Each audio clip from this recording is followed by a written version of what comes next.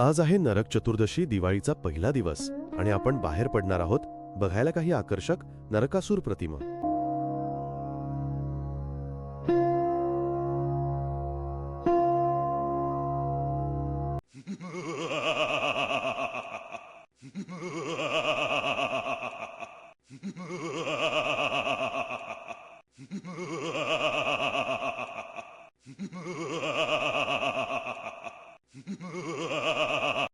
नरक चतुर्दशीची पहिली कृती आहे उटणमर्जन.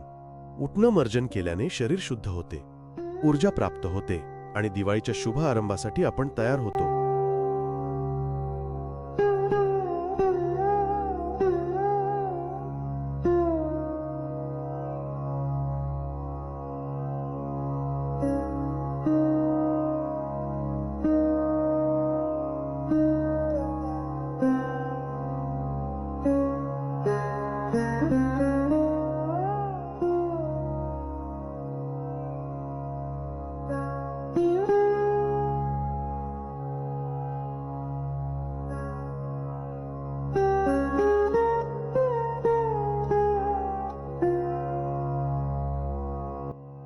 नरक चतुर्दशीची दुसरी कृती म्हणजे अभ्यंगस्नान.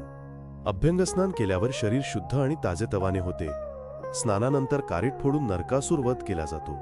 कारीट फोडणे म्हणजे दुष्ट शक्तींचा नाश आणि शुभ आरंभ याचे प्रतीक आहे.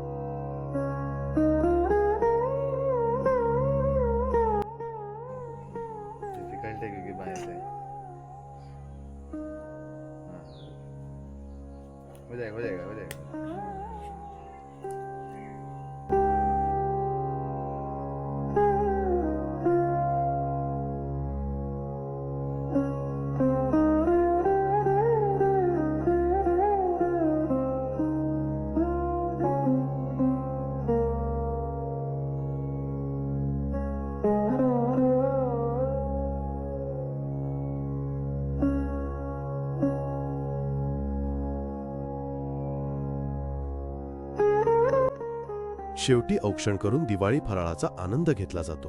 पाहूया तर फराळामध्ये काय काय आहे. आज घरात देवासाठी आपण हा सगळा फराळाचा नैवेद्य ठेवतो. त्याच्यामध्ये आपण आता नवीन तयार झालेल्या भाताचे पोहे असतात, गोड पोहे आहे, तिखट पोहे आहे, त्याच्यानंतर लाडू आहे, बर्फी आहे, घरात तयार केलेले शंकरपाळे आहे, उसळ आहे, डाळिंब्याची उसळ आहे, वाटाण्याची उसळ आहे. असं सगळं पंचपक्वान्नाचं नैवेद्य आज देवाला दाखवलं जातं. कारण सगळ्या त्या नरकासूर मर्दन करून थकून आलेल्या देवांसाठी नैवेद्य महानैवेद्य ठेवले असतो.